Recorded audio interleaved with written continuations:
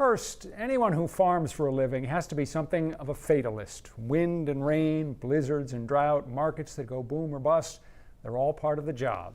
As 207's Beth McAvoy reports, though, sometimes farmers have to deal with blows they never expected. That was when I was 8, 9 years old. We've been doing this as a family, me and my dad and my brother, since I was a little boy. John Fortin and his sons have been raising cattle for decades. My father bought the farm that we were at in 1960. On their land in Winslow and property they rent in Vassalboro. They had a dairy farm out on Clinton Ave. Nowadays, they sell grass-fed beef to the community. We have an ancestor that was a meat cutter back in France, Julian Fortin. You could say being cattle farmers is in their blood. Cows are very smart animals. People don't think they are, but they're very, very, very smart animals. They have their own personalities, and they kind of get a connection with you, and they see you pull in the driveway, or they'll run right to the fence. They've passed down their love of cows to even the youngest of Fortins.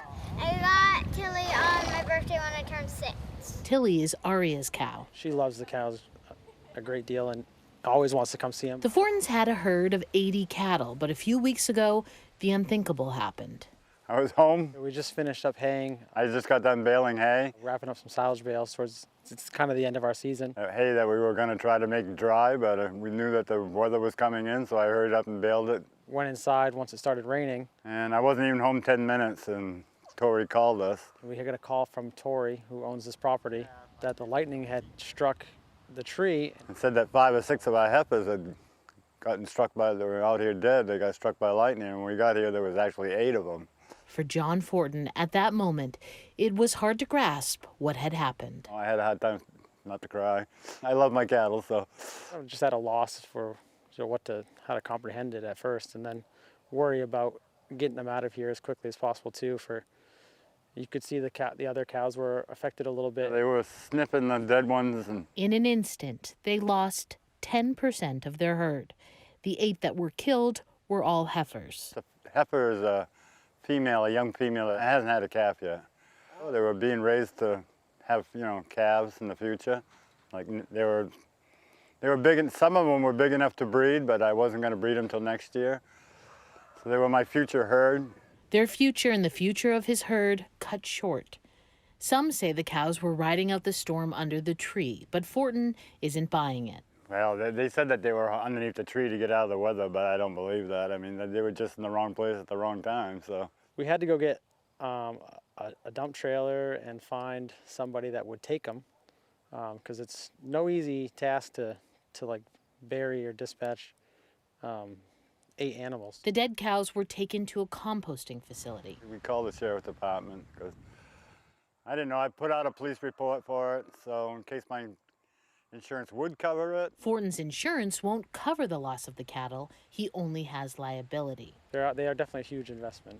It's hard to put a real dollar amount on it when you think about all the time spent, their mothers and the bulls and the feed throughout the 2 to 3 years it takes to get them to this size. All 3 of the Fortin men not only tend the herd, but have full-time jobs. There's a lot of times where our own paychecks are going into paying for equipment and fuel and fencing and other things.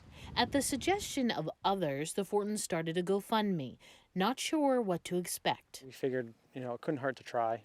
Even if we were able to get a few $1,000s and replace a few of the cows, then maybe it would be worth it. Within days, the GoFundMe had raised $22,000. It's pretty incredible, and just hearing the people's comments of how important that we are to them, and how saddened they are to hear what happened. Their story was shared all over the country. People, that we're a big part of the community. And the donations didn't stop. We've received checks and cash from other people that has us over $30,000 now. It's definitely opened our eyes a little bit. John Fortin only has one word for how he feels about the outpouring of support. I'm humbled. Yeah. Love that. The saying goes, lightning never strikes the same place twice, but the Fortins are not taking chances.